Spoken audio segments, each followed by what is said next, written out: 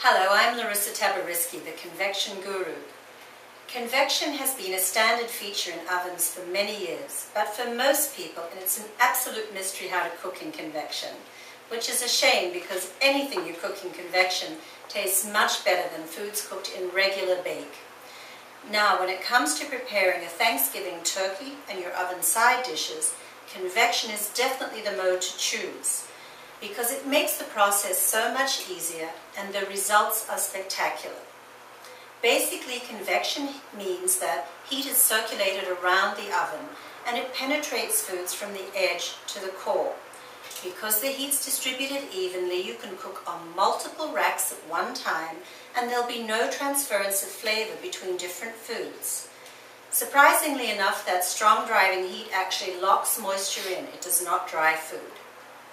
Now, when we roast large cuts of meat in convection, an added benefit is they cook much faster. For example, a 20-pound unstuffed turkey will cook in just 2 hours in convection, and we never baste it and we never turn it. We just watch it cook to perfection. Once the turkey's cooked, you need to let it sit out of the oven for 20 minutes at least before you try to carve it. So carving and gravy making is about another 20 minutes. So if you're organized and you have all your oven side dishes ready, then you can get those going and they'll be cooked and done by the time your turkey is carved. It's a fantastic system. Now, these are the steps to follow to successfully roast your turkey in convection. It all begins the day before. Unwrap the turkey and remove the giblets from both cavities. You'll make stock with these giblets, and that stock will be part of your gravy, so get that going right away. When you handle raw poultry, it's a good idea to wear disposable gloves, otherwise you're washing your hands constantly for food safety. When you've washed the turkey in some cold water and dried it thoroughly with paper towels, then give it a spice rub. Include a good dose of kosher salt, because these seasonings penetrating into the turkey overnight give it incredible flavor. Then it goes back into the refrigerator. Now, the next day when you're ready to cook the turkey, plan to take it out of the refrigerator at least 3 hours before you're ready to start cooking. At that time, you can put an onion in the cavity or maybe some fresh herbs, some sage or thyme to add even more flavor to the turkey. Now, organize your oven racks and preheat your oven to 400 degrees Fahrenheit in the convection roast or the convection bake mode. Now, here are the two most important things. The turkey needs to be roasted on a rack in a shallow pan. Yes, even this shallow pan will work. Or you can use your oven broil pan. Now, if you use a traditional high-sided pan, the sides will impede the flow of air. So get the rack up as high as you can. You can always put some vegetables underneath to help you do that. And of course, they will add flavor, carrots or celery, to the cooking juices. The other most important thing is you want to let these legs swing free.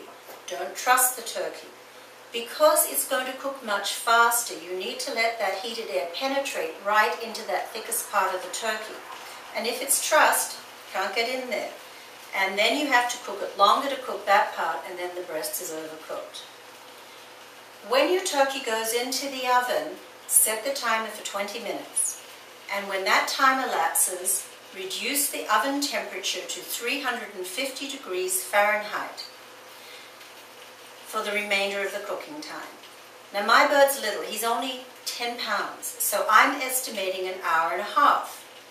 Now, after an hour and a half, I'm going to take the turkey out, and with an instant read digital thermometer, I'm going to check the internal temperature in the two thickest places, the thigh and this back part of the breast here. The readings in both places have to be over 160 degrees Fahrenheit. If I've reached that temperature, then I can let the turkey rest for 20 minutes, and I can put my other foods in the oven and begin cooking those. Before you go to carve the turkey, take another reading with the thermometer and make sure the turkey temperature has risen to 180 degrees Fahrenheit in both places. Now, Because we don't cook the turkeys directly on a pan, we don't get all that juice that comes out of the turkey. The juice actually stays in the turkey. And I know you're wondering, how on earth are we going to make gravy and where is the juice? But I'm going to show you, and you'll see how fun and easy it is.